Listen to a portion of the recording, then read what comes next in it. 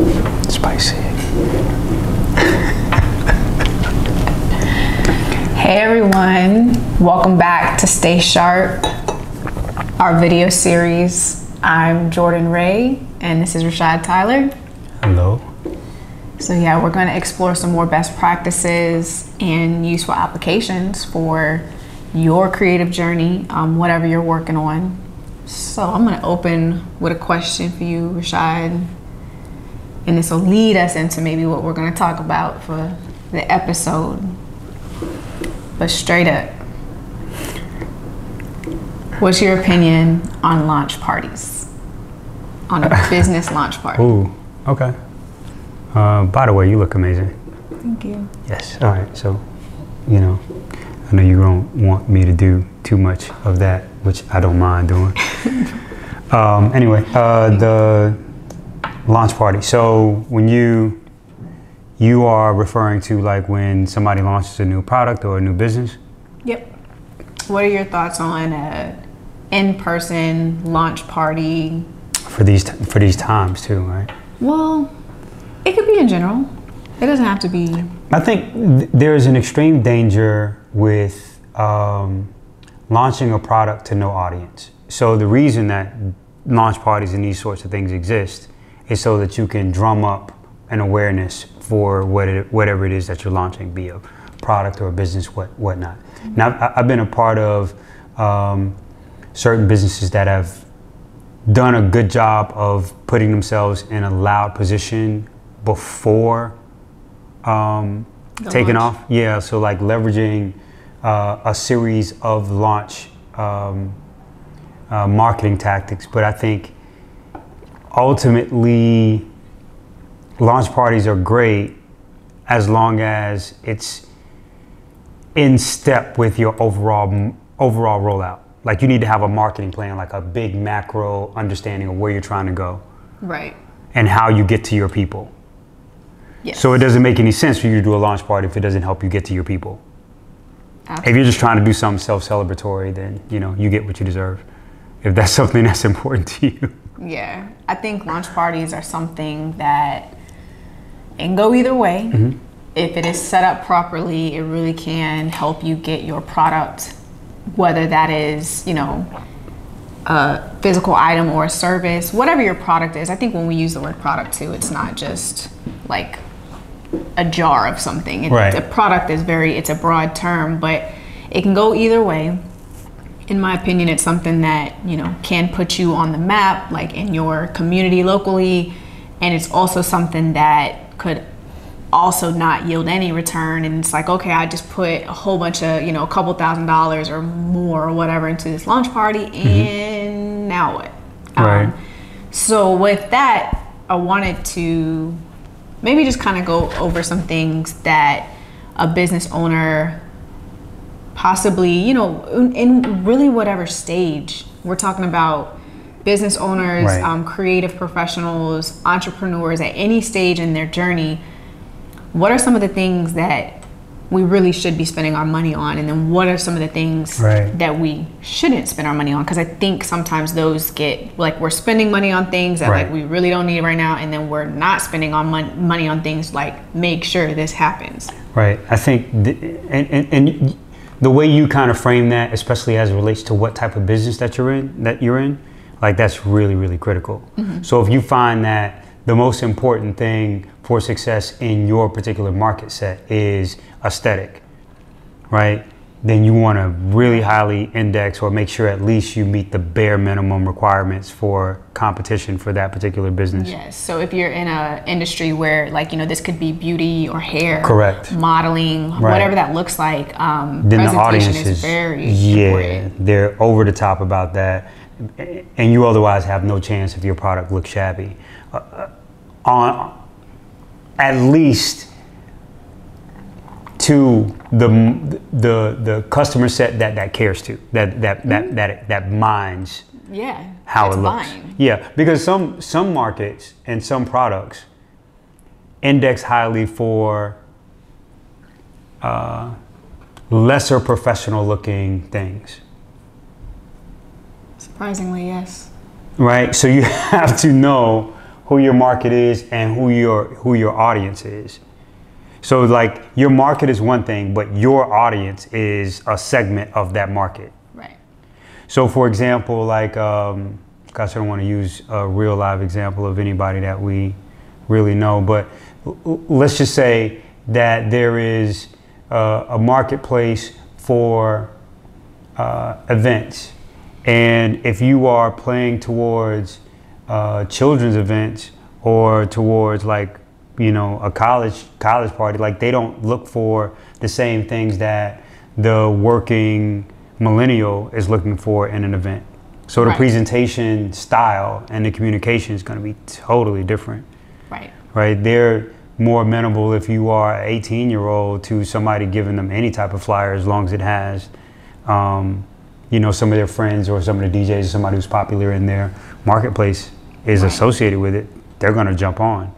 Whereas somebody who is more traveled, 28, has a good job, they're looking for something different. Yeah, they're looking for the fancier things, right? No, for sure. So aesthetic is definitely important. That is, you know, your social platforms and how those come across, your brand identity, those experiences and how the room feels when you do have an event. Like those are all opportunities, I think, that you can nail your aesthetic.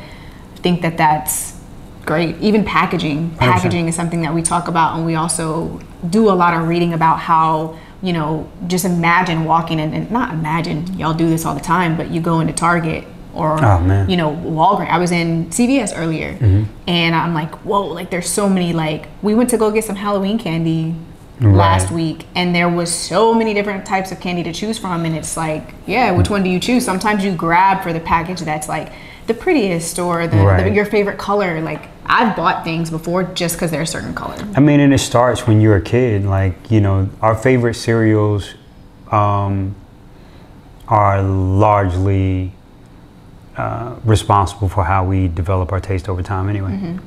Yeah. You know, like from the box design to the commercials. So what did everybody like about the Cinnamon Toast Crunch box? Right. Because I did not like Cinnamon Toast Crunch. I don't know what they like, because it wasn't my bag either. I mean, I wasn't a big fan of the Captain, but I liked the cereal. But we all liked Frosted Flakes. I was more of a fan of Tony than I was the Flakes. For sure. Fruit Loops. What was that, the little toucan or something? Yeah. That's the bird that was on it. But watch this, from like marketing and box design and appeal, Fruity Pebbles, you know, for me across the board is the winner.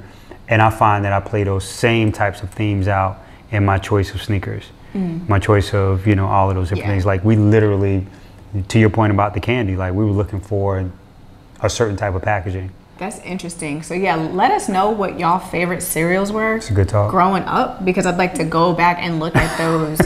Like look at those boxes and see what stood out, how it was appealing. And why. Yeah, that's dope. Color to the, you know, the little icon, or like, you know, Lucky Charms has a leprechaun, like whatever, but yes. And even another point to that, like you even think about like the 360 experience that Fruity Pebbles allows. So there's a cartoon that, you know, is naturally there that's continually supporting the cereal just because it's in the marketplace. And that has more impact long term than, say, like Tony the Tiger, who is only in play when the commercial's running. Right. And there's like not Tony the Tiger merch. There's not, you know what I mean? So yeah, all of these other kinds of things.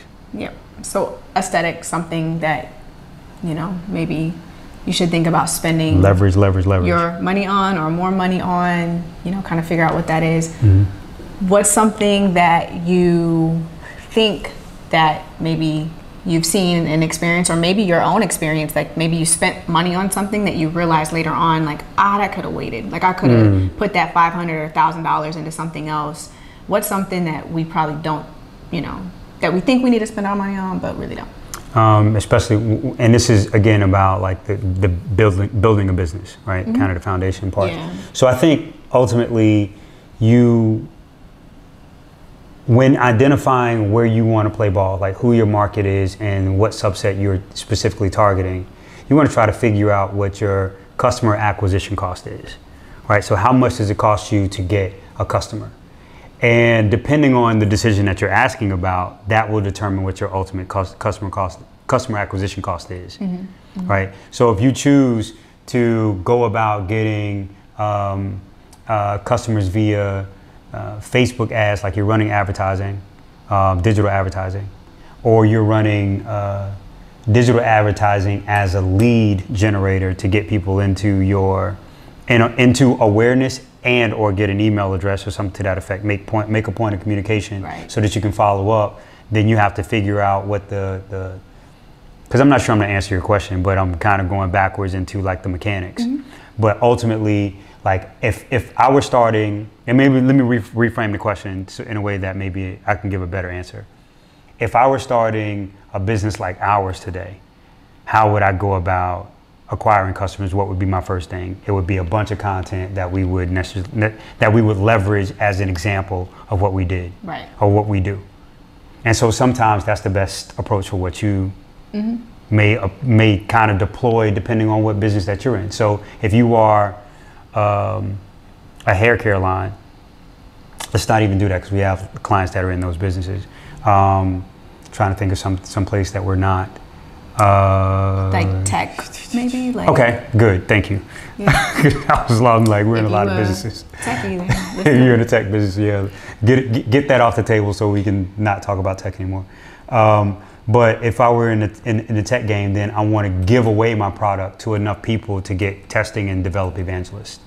So that would be my first thing. Right. So I wouldn't necessarily be spending money in customer acquisition. I would literally be leveraging that money to get eyeballs and try to give the product away so I can get adoption.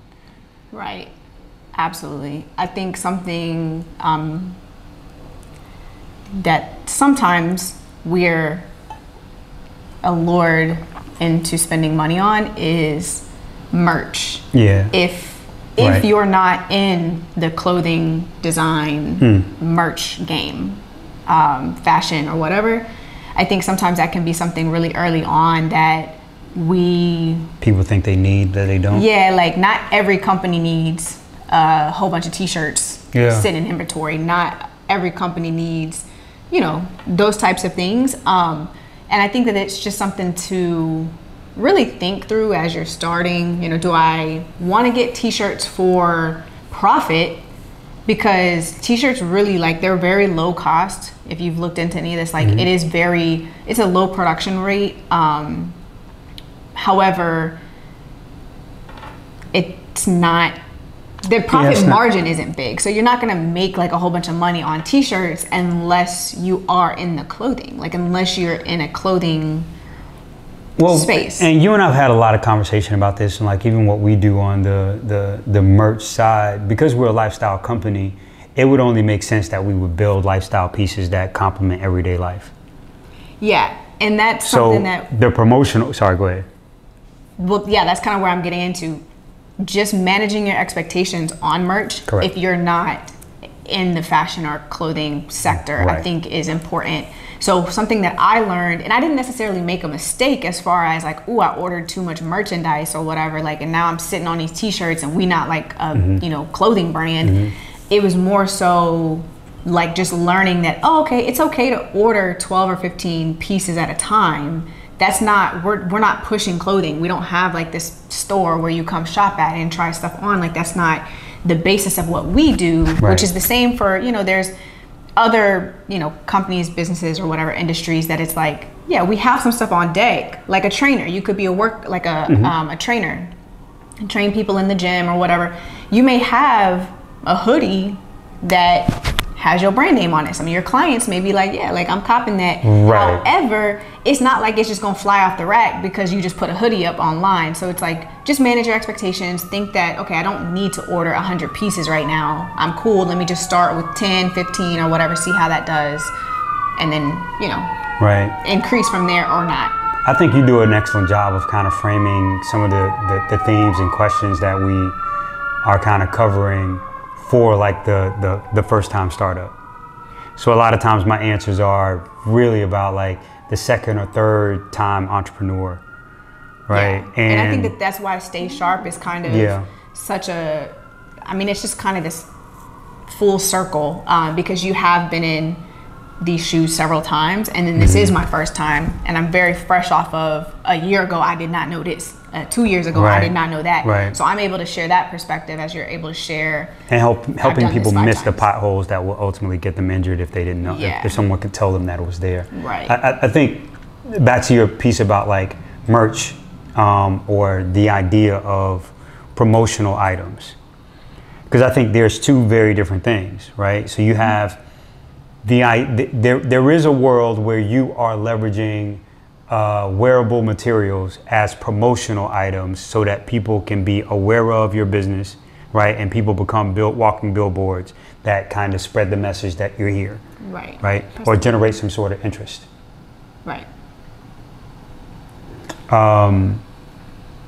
So even second to that, you could also build a merch as a merch line as an auxiliary to your main business, right? Which because we're a lifestyle business, we think about what we do in that way. So it's not designed so that it's like screaming our name as much as it is like complimenting you in the world as a person who has style and good taste. Yeah. Right. So with that, that's what fashion brands look to do. Only they're looking to do it at a really high rate and for a really large return. And then they're going to get more deeply into the actual piece design, like where the seams and where the cuts and where all the stitches are, right? Depending on what level they're playing at. Right. But I think making a distinction again between whether or not you intend to sell merchandise for profit or you want to leverage merchandising items as promotional things, right? To move your brand as along. your own marketing, Correct. Or a part of your marketing strategy. Yeah, that's definitely something that.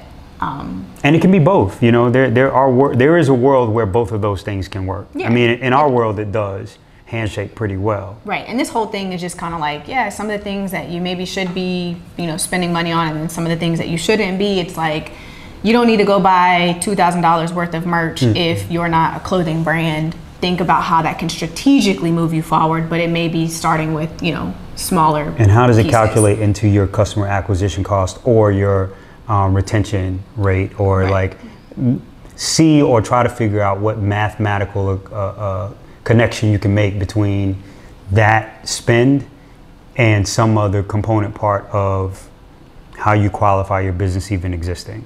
So either it's keeping a customer or getting a customer or developing an in or an opportunity to get a new customer. Yeah. If it's none of those three, then don't make a move. Is there something else you think that, second rounder, third rounder, seasoned entrepreneur that, they should be spending their money on? I think that slip on. Right. Oh, okay. That's a good way to frame it. Yeah, because there's obvious things in a business that you're going to be spending money on, I guess, but these are more of the things that are like just that fly under the radar, and it's like, have you thought about spending your money here? This could be the return on that. I think a place that I learned from you that was really important. If you don't have this done, that you should get done. It's a low cost thing with a high return. So I'm just thinking about from an item standpoint as opposed to like a larger strategy. Whatever it is a goddamn email footer. Yeah. Yep. So look, email footers can really change the game, and this actually is something that I had on my mind to talk about, is like the email platform or whatever in general. So like an email footer that is custom, that if you have a logo, contains your logo or your brand colors, that is live text, so someone who receives an email from you or a reply or something, they can click and go straight to your website, or they can click and go straight to your social media. They can click and literally like it calls your phone. Like make people really, really like make yourself very easy to get a hold of, or it can even say like, see my work, and it's like a link to your portfolio. There's so many different things. And like, if you don't have an email footer, please reach out. We can help you with this. But also owning your email domain. Correct. Like having a hi@mycompany.com instead of, so-and-so or Jordan at Gmail or Rashad at Gmail. Right. Get rid of those Gmail, Yahoos, Hotmails, whatever accounts, iCloud. Like you have to, as a business owner, you should absolutely be spending money on making sure you own your domain. Even if you don't have a website, you can still own a domain, y'all, and not have, like, if you don't necessarily need to spend a couple $1,000s or something on a website just yet, that's fine. You can still buy your domain and connect it to your email. Right. Pound for pound, like dollar for dollar, that is probably the single most important. I wouldn't even say pound for pound, but certainly like an under $100 play that you can make that could be worth thousands of dollars to your business ultimately. Far, yeah, way under 100. And it's one of those things where we kid you not, and we would never steer you wrong or pass something to you that we haven't already been through, experienced, learned ourselves. But you will not get taken as seriously if you email somebody and you're like, hey, I want to collab with you, and you have this Gmail address. Correct. Like you just won't, like, at business to business. You know what I mean? It's different. It's different when you're very, very first getting started. I realize that, you may need to work on switching over your email address, or you don't you're not sure how to buy a domain, those kinds of things. Totally understandable. But if you are actively doing business and you are like, you have things on sale, or you have clients, and you're communicating by email, you need to own your domain, which is like a very, very small amount of money. All right, so staying on that same beat then, either the Google Suite has a support to all of your business. So through it, you can do like Google Meet as all your video conferencing for $6 per month. So you got the email address, all of those different things inside of it. Right, you still have access to Google Sheets, you have access to Google Docs, you have access to a lot of the different like Google programs that can help you store notes and different things for your business. And I think some people like the Microsoft Suite, which is fine too. They're ultimately, the same thing, just, a different brand. Right. Those two things, like kind of pound for pound, like. Everybody stop. If you running a business right now you do not have an email footer, or you don't own your own domain, whether you have a website or not, don't matter. Either get that done, Google that, search how to do that, or hit us up, because that is pivotal. It's so pivotal. You're playing yourself. All right, let's go right down that list, and then you kind of leave you guys alone. You definitely want to have, at minimum, a landing page that allows people to sign up or join a mailing list, so that you are insisting on developing a way for people to either contact you, which, that's going to be on a landing page, but also to be a part of more passive correspondence, where they may not have anything specific to ask you today, but you want to open the gateway for them to be in communication with you in case you have just something that random that you want to offer to a larger group or a larger swath of people. Right. Yep, I think super important. I think that's something that can be done also for a very reasonable amount of money, is for free. Ultimately, if you just set up a MailChimp on the back end, you can use the MailChimp free through, I think, 500, maybe more than that, subscribers. About 500 emails. Yeah, so like those things are really, really baseline. They don't require you being especially like knowledgeable of the technology or a program or anything like that. It's really low-hanging fruit, when you look through it all. And I think people are really eager to jump to like getting a Gmail account. I mean, my company at Gmail, and that won't do it for you. And not having a custom email footer where people can get familiar with your logo, get familiar with your aesthetic, know automatically what your role is in the company. Right, know the proper spelling of your name. Like, there's so much that can be done there. Oh man, it's just so so critical. So sorry, we can move on, but I think we kind of hit on to a really important point there. Yeah, I think I'm trying to come up with something else too that we get sucked into, is when we think we have to, purchase this for our business, or we think that we need to be spending monthly on something. I know people think they need business cards. Oh, yes. And most people don't. Sometimes you might need a business card, but I guarantee you don't need no 500-600 business cards. I have not printed a business card since 2005. I believe it. And it's not to say I haven't printed items, but one of my companies, the Florida company, we've been doing events through that firm since 2012. I don't think we do 1,000-person cap, 2,000 cap events, like big events, House of Blues, you know what I mean? Like, and we don't print no flyers. It's just that business cards, yeah. We don't print flyers. So what I'm saying is like, aside from even a business card, if I'm printing something, it's got to have a keepable value to it. Right. No, people aren't printing things on paper anymore. No. And also something with business cards is that like they're just, at this point they're really outdated and they are just very traditional. And we can ask ourselves, like, how many times have we kept somebody's business card and like actually reached out to them or called them or whatever that is? It's not very often.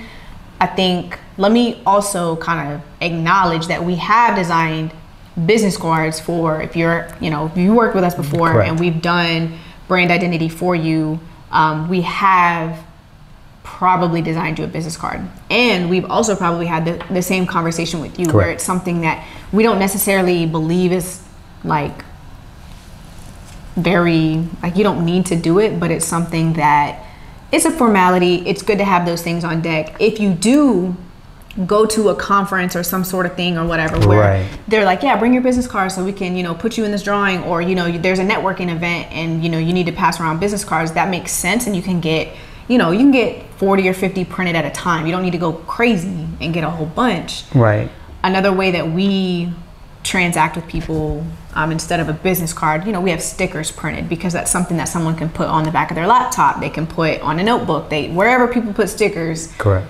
And it's something that, regenerates value a little bit more than just a business card. Now, if you have a physical office location and all of those different things, and then you have business cards there as a way of allowing people to back trace important players in your company for contact and all the rest of that, it can speed those communication processes. So there are specific use cases, but us as individual, like, lifestyle creatives, like, you're gonna look up our resumes on the internet anyway. You're going to want direct access either by email and all the rest of that. So it's in our best interest to make sure that we can tell a compelling story about who we are, and then make sure that we're in your digital contacts.